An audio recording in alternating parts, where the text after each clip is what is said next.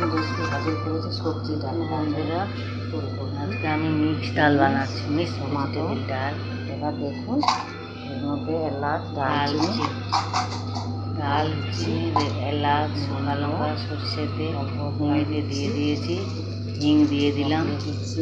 এবার আমি দিচ্ছি টমাটো, বিনস, ভালো লাগলে আমি ভিডিওটা গাজর, এবার না ডালা করে টমাটো পেস্ট, এবার আমি টমাটো দিয়ে দিলাম, আদা দিয়ে মিক্সচার জারে কষাই করে ঢেলে দিলাম। এবার আমি ডালটা সিদ্ধ করে নিয়েছি। সবজি ডাল ভালো লাগে লাগবে এবার আমি দেখুন বন্ধুরা, সবজি, লাল মির্চা, এবার আমি দিচ্ছি